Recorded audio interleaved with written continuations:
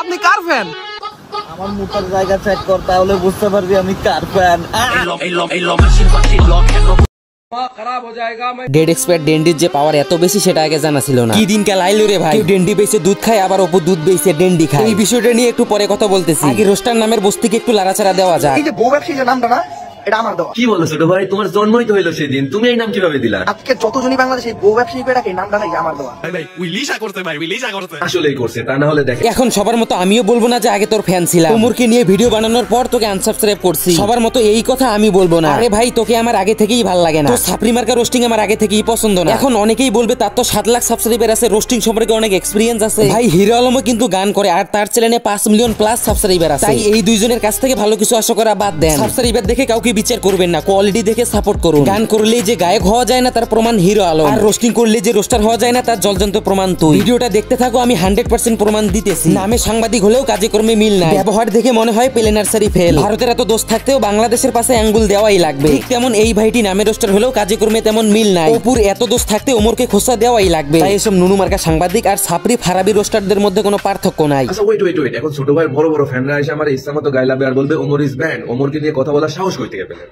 আরে ভাই, একজন টিকটকারকে নিয়ে কথা বলার জন্য সাহসের দরকার আছে। তুই খানকির ছেলে, নিজেও তো টিকটক, টিকটকে তোরও তো একটা আইডিয়া আছে, তুইও তো দেখি সাপরি মার্কা ভিডিও আপলোড কর। আমি এইটুকু বলতে পারি, তোর সব পাড়া মার্কা ভিডিও থেকে ওমরের ভিডিও 1000 গুণে ভালো। তার থেকেও বড় কথা, টিকটক করলেই কি মানুষ খারাপ? অবশ্যই খারাপ, তবে যারা চাটাচাটি করে, বউ নিয়ে কাপল ভিডিওর নামে ব্যবসা করে, তোমরা দেখিয়ে ভিউ আর্ন করে, তোর মতো সাপরিগিরি করে তারাই খারাপ। আর যারা মোটিভেশন ভিডিও আপলোড করে, নাদির ভাইয়ের মতো ভিডিও আপলোড করে, ওমরের মতো কোয়ালিটিফুল কন্টেন্ট মেক করে, তাদের কন্টেন্ট আসলেই ভালো, তারা আসলেই জিনিয়াস। এরকম একটা নষ্ট প্ল্যাটফর্মের মান এখনো তারা ধরে রেখেছে, আসলেই তাদেরকে মন থেকে সেলুট। তখন থেকে সে কাপল ব্লগারদের রোস্ট, টিকটকারদের রোস্ট আর ফানি ভিডিওর মধ্যে করতেছে, আর করবেই না।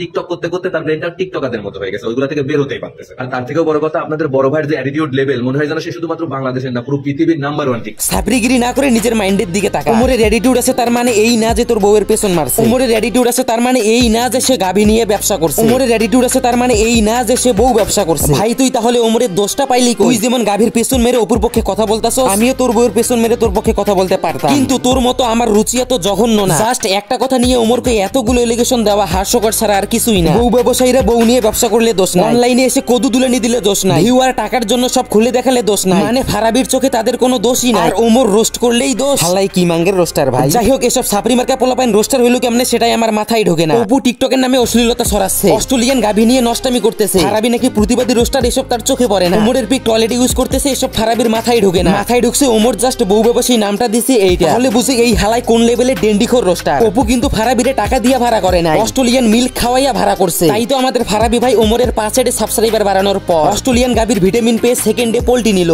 सब क्या देखना पड़ रहा है। এবার আসি বাংলাদেশের কুখ্যাত বিখ্যাত ছাত্রলীগ অপু ভাইয়ের কথা। ওমরের পিকে প্রসাব করে ভিডিও আপলোড দিছে। একটা পোলায় কি পরিমাণ ব্রেনলেস হলে এমন কাজ করতে পারে এখন ভাবো তোমরা। ছাত্রলীগ অপু, তোর ভিটামিনের অভাব, কমন সেন্সের অভাব। আমার মনে হয় ছোটবেলায় তোকে পোলিও টিকাটা ঠিকঠাক মতো দেয় না, গাভীর দুধ একটু বেশি করে খাবি। ফারাবিকে আর কত খাওয়াবি, এখন তুইও একটু বেশি বেশি খা। তোর ভিটামিনের অনেক অভাব, 3 বেলা রুটিন করে অস্ট্রেলিয়ান গাভীর দুধ খাবি, তাহলে হয়তোবা তোর মাথায় জ্ঞান বুদ্ধি একটু খুলতে পারে। তাও যদি কাজ না হয়, তাহলে বাংলাদেশে আয় সিদ্ধ ডিম তো আছেই।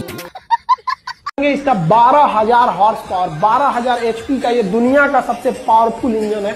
इससे पावरफुल इंजन अभी वर्तमान में कोई टक्कर का इसका नहीं है।